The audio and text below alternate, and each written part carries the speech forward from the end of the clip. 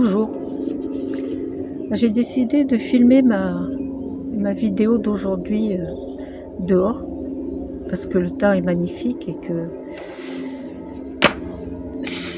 j'avais envie aussi de la filmer dehors pour vous parler de musicothérapie. J'ai trouvé que c'était très sympa de vous faire entendre des bruits de la nature. Alors c'est très rigolo parce que les bruits de la nature là, c'est le bruit d'un avion qui passe. Bon, on va attendre. Donc voilà, l'avion s'éloigne. Alors, je disais que je voulais vous être accompagné des bruits de la nature pour parler de musicothérapie. Pourquoi ? D'abord parce que c'est joli, parce que c'est une forme de musique, et puis aussi parce que on ne nous impose pas des taxes sur la nature et sur les bruits des oiseaux, peut-être des poules qui vont se mettre à chanter tout à l'heure, etc. Un de mes gros problèmes sur YouTube, c'est ça justement, c'est d'avoir beaucoup de mal à vous mettre de la musique dans mes vidéos parce que YouTube refuse les musiques que j'utilise. Pourtant, ces musiques proviennent de disques et de CD notamment que j'ai achetés, dont j'ai payé les droits. Mais bon, il n'y a rien à faire. Et même s'il m'arrive de temps en temps de mettre des musiques prises dans la bibliothèque de YouTube, premièrement, elles ne correspondent pas forcément à ce que je veux vous expliquer.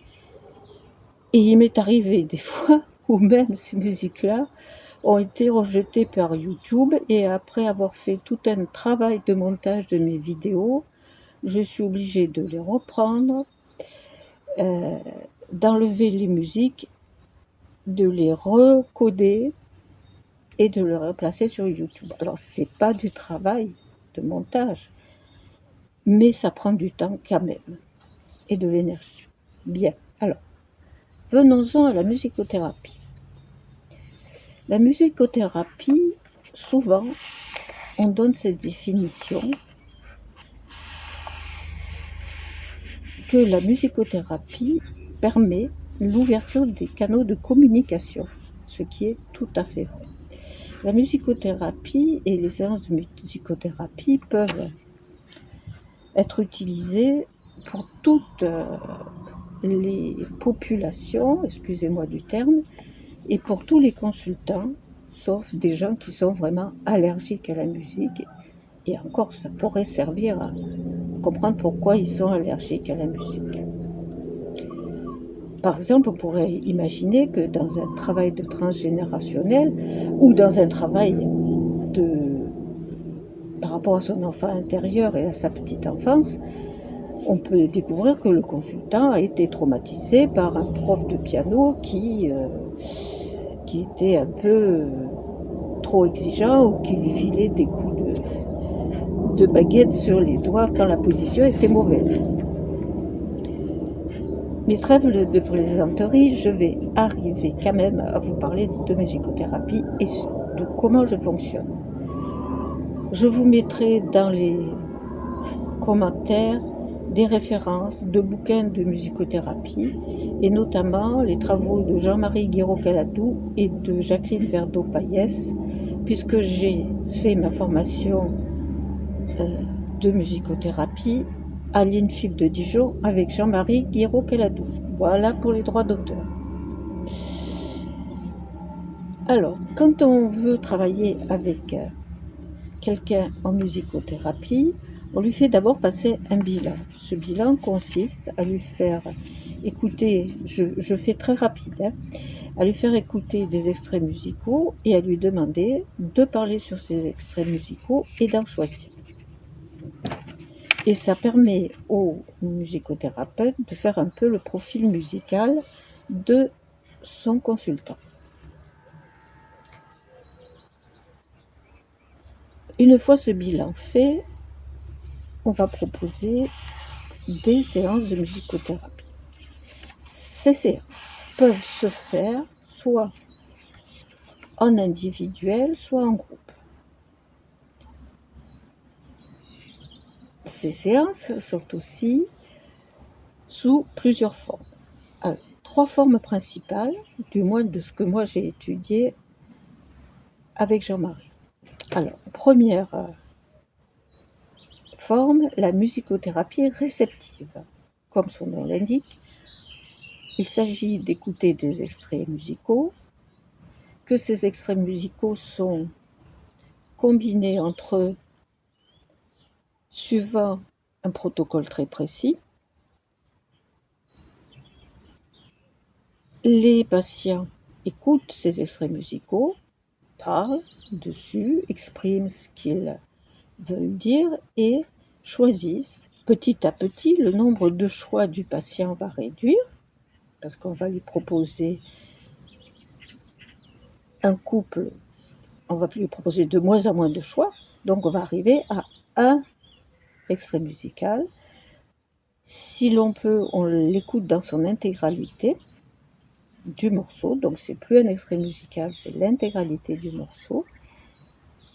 Et on termine la série de séances avec cet extrait musical et ce que le patient ou le consultant a pu en dire et peut nous en raconter. Et bien sûr, toute cette série de séances de musicothérapie réceptive permet d'ouvrir les canaux de communication et de faire parler le patient et de relever, comme dans une psychothérapie sans support de musique ou de peinture ou de conte, etc. Ça lui permet de parler de lui, d'échanger avec le musicothérapeute. Et si le musicothérapeute est un psy, ça permet vraiment un travail en profondeur. Donc, la musicothérapie réceptive, elle peut se faire en groupe ou en individuel. Ensuite, deuxième façon, c'est la musicothérapie active. La musicothérapie active fait appel à l'utilisation d'instruments de musique avec des protocoles de séance exactement pareils et des consignes données par le musicothérapeute. Ça peut se faire aussi en groupe ou en individuel. Je ne vais pas m'étendre aujourd'hui sur la musicothérapie active dans la mesure où, par le biais d'Internet, je ne peux pas faire de musicothérapie active avec les consultants. Et enfin, troisième point, la détente psychomusicale. Toujours à partir de ce bilan de musicothérapie où on a un peu découvert le profil de nos consultants par rapport à la musique, on va faire des séances de détente psychomusicale avec de l'écoute et un patient en position de relaxation ou du moins de détente. Ça, je l'utilise aussi, cette technique, avec les consultants sur Internet, puisqu'on peut faire des séances et envoyer un fichier audio au consultant qui va nous répondre soit par écrit, soit par visioconférence. Et voilà. Donc je vous ai montré je vous ai parlé des 3 principaux axes d'utilisation de la musique en musicothérapie. Musicothérapie active avec des instruments de musique, musicothérapie réceptive avec des écoutes d'extraits musicaux et la détente psychomusicale qui est à la fois se détendre et se relaxer. Voilà pour la musicothérapie traditionnelle telle que je l'ai étudiée en formation de musicothérapeute. C'est peut-être un peu court, un peu bref, mais je n'ai pas l'intention du tout de faire des cours de musicothérapie.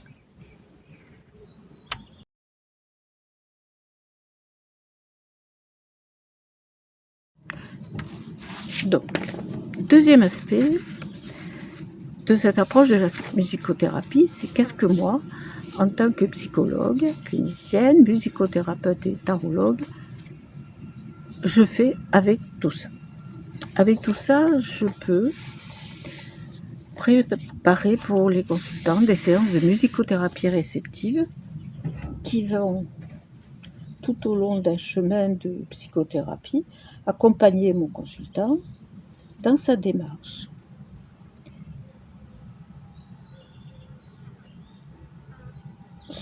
Soit dans une musicothérapie et une psychothérapie traditionnelle, toujours entre guillemets. Ensuite, on peut aussi utiliser ces séances de musicothérapie pour un nombre incroyable de formules différentes, et on parle beaucoup dans le monde du bien-être, des tarologues, des énergéticiens. On parle beaucoup de retrouver son enfant intérieur ou travailler sur son enfant intérieur, travailler aussi sur ses blessures d'enfance. Et bien sûr, je peux utiliser des montages musicaux faits selon les techniques de musicothérapie pour permettre un petit retour en arrière à mes consultants dans une époque et dans un temps d'enfance qu'ils ont vécu avec des musiques ou des chants ou des chansons ou des berceuses ou des comptines qui leur évoquent des souvenirs de leur enfance. Alors là, ça paraît très simple, mais il y a toute une recherche à faire avant, bien sûr, de créer cette séance.